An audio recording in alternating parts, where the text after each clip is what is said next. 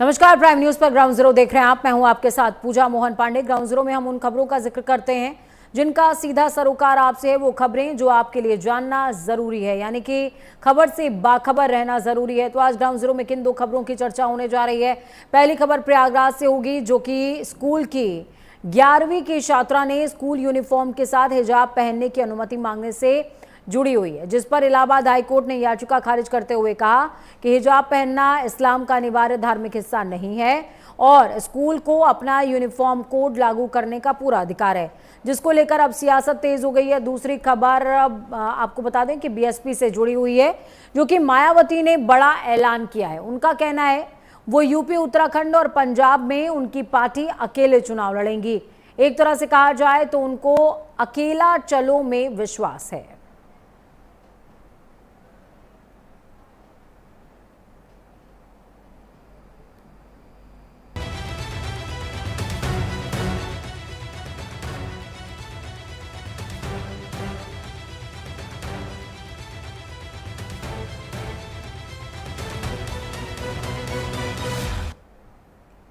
तो चलिए बुलेटिन की शुरुआत करते हैं राजधानी लखनऊ से। ये खबर, जहां पर चुनाव से आने पहले मायावती ने बड़ा ऐलान कर दिया है। यूपी और उत्तराखंड में अकेले चुनाव लड़ने की घोषणा की है मायावती ने। पंजाब में भी अकेले चुनाव लड़ने का ऐलान किया है। गठबंधन से पार्टी को नुकसान होता है, ये मायावती का कहना है। जिम्मेदार और कर्मठ उम्मीदवार को टिकट देंगे।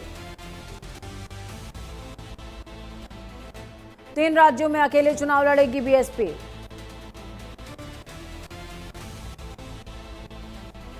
तो ये बेहद बड़ी अपडेट आपको बता रहे हैं। बड़ी खबर, जिम्मेदार और कर्मठ उम्मीदवार को ही टिकट देंगे।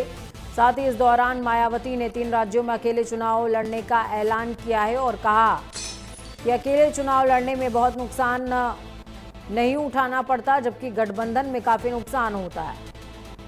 यानी कि कुल मिलाकर के अगर देखा जाए तो मायावती के जो पूर्ववर्ती अनुभव रहे हैं वो काफ़ी बेहतर नहीं रहे, जिस वजह से उन्होंने इस तरह का बयान दिया है। और अब मायावती ने फिलहाल 3 राज्यों में अकेले चुनाव लड़ने का ऐलान कर दिया है। किसी के साथ गठबंधन में मायावती नहीं रहेंगी। आकाश आनंद की बात की जाए तो आकाश आनंद आज कई जगहों का दौरा कर रहे हैं। पार्टी को मजबूत करने पर उन्होंने काम शुरू कर दिया है और इस बीच मायावती ने बड़ा ऐलान किया है। मायावती ने साफ तौर पर कहा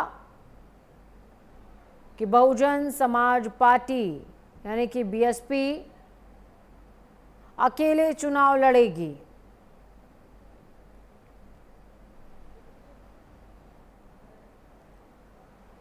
तो ये बेहद बड़ी अपडेट आपको बता रहे हैं। यूपी और उत्तराखंड, साथ ही पंजाब में अकेले चुनाव लड़ने जा रही हैं मायावती, बीएसपी। हालांकि अब ये कितना फ्रूटफुल होगा उनके लिए, कितना बेनिफिशियल होगा, ये आगामी समय बताएगा। लेकिन इस बीच ये आप तय मान लीजिए कि मायावती ने ऐलान कर दिया है कि वो अकेले चुनाव लड़ने जा रही हैं।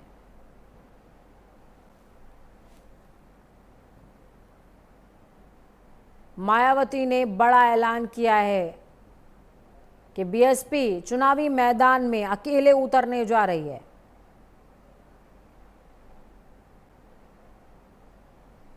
इस बीच मायावती ने क्या क्या ऐलान किया है। 9 अक्टूबर को काशीराम की पुण्यतिथि का कार्यक्रम है। मायावती ने कार्यक्रम सफल बनाने का निर्देश दिया है। इस दौरान पंजाब में कार्यक्रम की तैयारियां की जाएं, मायावती कहती नजर आई हैं। संगठन को आयोजन के निर्देश दिए हैं। 15 जनवरी 2027 को जन कल्याणकारी कार्यक्रम है। अंबेडकरवादी कारवा, बीएसपी मूवमेंट को आगे बढ़ाना जरूरी है। विरोधियों के साम दाम दंड भेद का डटकर सामना करना होगा, ये मायावती कहती नजर आई हैं।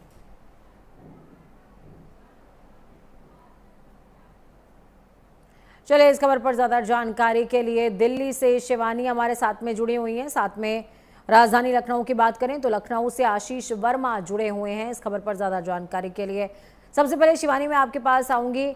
देखिए बहुत ज़्यादा ज़रूरी है इस फैक्ट पर ध्यान देना कि किस तरीके से आगामी चुनावों के मद्देनज़र मायावती ने 3 राज्यों में अकेले चुनाव लड़ने का ऐलान कर दिया है। इसको किस तरीके से देखा जाए और राजधानी दिल्ली से इसकी तैयारियां कैसी हो रही है?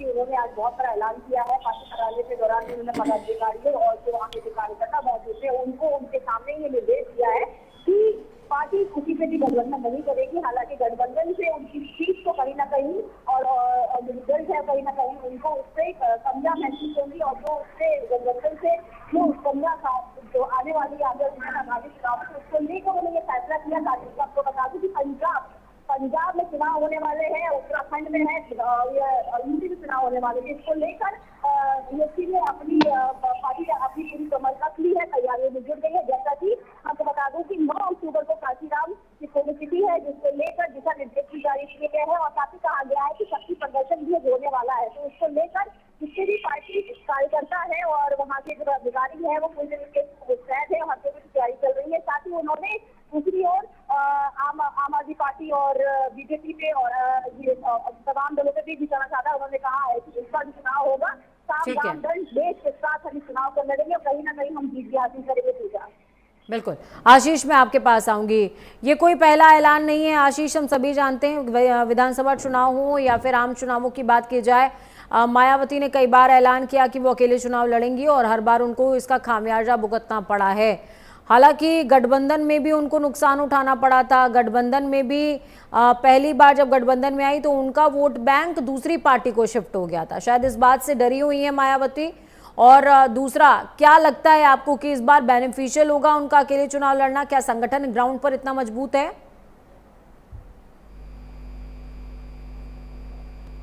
चुनाव हुए उन चुनाव में बहुजन समाज पार्टी ने गठबंधन किया था और गठबंधन का फायदा बहुजन समाज पार्टी को नहीं मिल पाया था। जो सीटें बहुजन समाज पार्टी के खेमे में थी ते भी बहुजन समाज पार्टी के हाथ से निकल गई थी।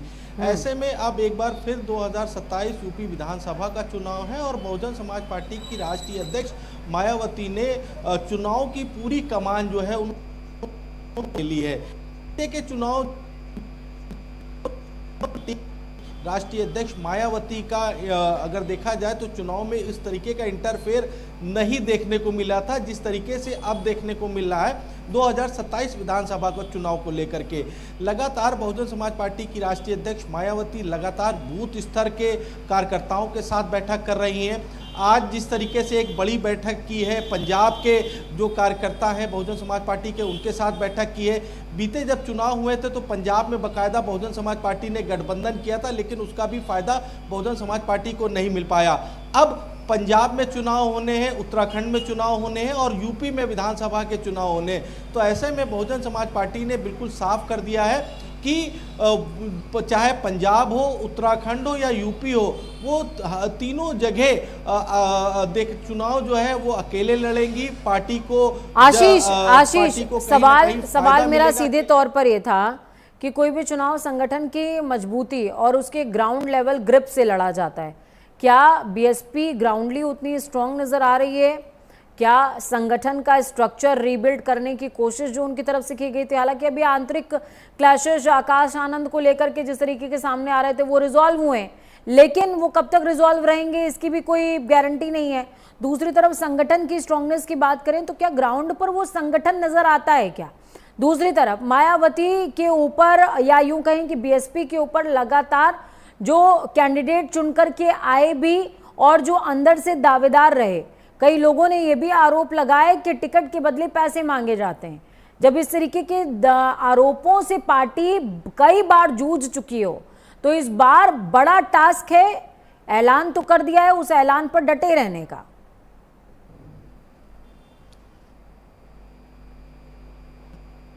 टास्क है 2027 का चुनाव बहुजन समाज पार्टी जिस तरीके से ऐलान किया है कि वो अकेले चुनाव लड़ेंगी, तो ये एक बहुत बड़ा टास्क है। हालांकि बहुजन समाज पार्टी की राष्ट्रीय अध्यक्ष मायावती लगातार बूथ स्तर को मजबूत करने के लिए वो बैठकें कर रही हैं। बीते दिनों आपने देखा होगा कि पार्टी कार्यालय में एक बड़ी बैठक बुलाई गई थी और बहुजन समाज पार्टी की राष्ट्रीय अध्यक्ष खुद उस बैठक में मौजूद थी। उनके साथ सतीश चंद्र मिश्रा भी मौजूद थे। बैठक में कई पार्टी को बूथ स्तर पर मजबूत करना है। बहुजन समाज पार्टी की क्या क्या नीतियां रही हैं, बहुजन समाज पार्टी जिस तरीके से रही है उसमें कौन कौन से विकास कार्य हुए, जनता के हित के लिए कौन से कार्य किए गए, इन सभी कार्यों को जनता के बीच में जाना है और जाकर के बताने का एक नया फॉर्मूला भी। आशीष, आपके पास लौट रही हूँ, शिवानी जुड़ी हुई है हमारे साथ में। शिवानी, मैं आपसे समझना चाहूंगी, देखिए हम संगठनात्मक मजबूती की बात लगातार कर रहे हैं और वो दिशा जो है वो राजधानी से तय होगी। पार्टी ऑफिस में कितनी हलचल है, या फिर मायावती के बयान को सिर्फ ट्विटर हैंडल के एक बड़े ऐलान के तौर पर देख लिया जाए? पार्टी में हलचल क्या महसूस कर पा रही हैं आप पार्टी ऑफिस में? देखिए पूजा, पहले भी उन्होंने ऐसा ऐलान किया था और उससे पहले भी उन्होंने गठबंधन जो था वो काली दल से किया था। लेकिन मैं आपको बता दूं, जिस तरीके से उन्होंने ऐलान किया है ट्विटर के जरिए, तो कहीं ना कहीं इनको भरोसा है और इनको लग रहा है कि ये चुनाव जीत पाएंगी, या जिस तरीके से जो ये निशाना साधते हुए दिख रहे हैं, लेकिन ऐसा लग रहा है। लेकिन वो तो चुनाव के बाद पता लगेगा कि आखिर क्या स्थिति है बीएसपी की। लेकिन मैं आपको बता दूं, जिस तरीके से ये लगातार निशाना साधती आ रही है, तो कहीं ना कहीं ये थोड़ा ओवर कॉन्फिडेंस की भी शिकार दिखी है। और साथ ही मैं आपको बता दूं कि जिस तरीके से पार्टी कार्यकर्ताओं में इन्होंने जो हौसला दिया है कि शाम दाम दंड से चुनाव जीतेंगे, तो कहीं ना कहीं एक तरीके से अगर हम इसको इशारा करें तो ये एक भारी विश्वास भी इनमें दिख रहा है पूजा। चलिए, बहुत शुक्रिया आप दोनों का इस खबर पर ज़्यादा जानकारी देने के लिए और बने रहने के लिए।